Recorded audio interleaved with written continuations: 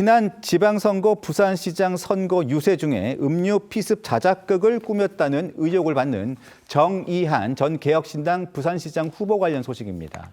어제 정의한 전 후보의 구속 영장 실질 심사가 진행됐는데요. 법원의 판단은 구속이었습니다. 지난 4월 병원 퇴원 당시 모습과 어제 법원 출석 모습 영상으로 보고 오겠습니다.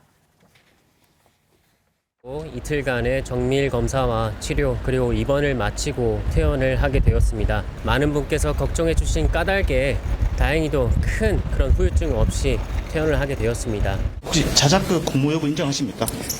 죄송합니다.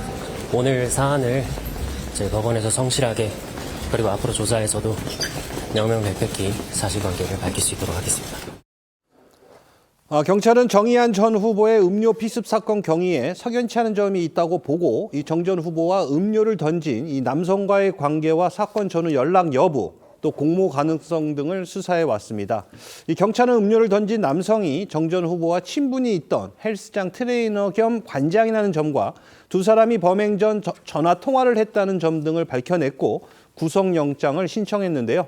부산지방법원은 어제 위계에 의한 공무집행 방해와 또 공직선거법 위반 등 혐의를 받는 이 정 전 후보에게 증거를 인멸할 염려가 있다며 구속영장을 발부했고 또 음료를 투척한 헬스 트레이너에 대해서도 증거를 인멸할 염려가 있고 도망할 염려가 있다며 구속영장을 발부한 상황입니다. 이런 상황에서 정의한 전 후보가 이미 선거일 전에 이 혐의를 시인했다라는 사실도 새롭게 전해졌습니다. 이 피습 피해자 행사를 하며 피의자에 대한, 그러니까 그 헬스장 트레이너에 대한 탄원서까지 냈던 정 전 후보는요, 경찰이 두 사람의 이 통화 기록 등을 확보를 하자 지난 5월 중순 경찰에 출석해서 범행을 시인한 것으로 알려졌습니다. 정 전 후보 자작극 사실이 드러났음에도 유세를 멈추지 않고 선거를 완주했는데요. 경찰 관계자는 선거에 유리함을 얻으려고 두 사람이 자작극을 벌인 것으로 보인다라고 설명을 했습니다.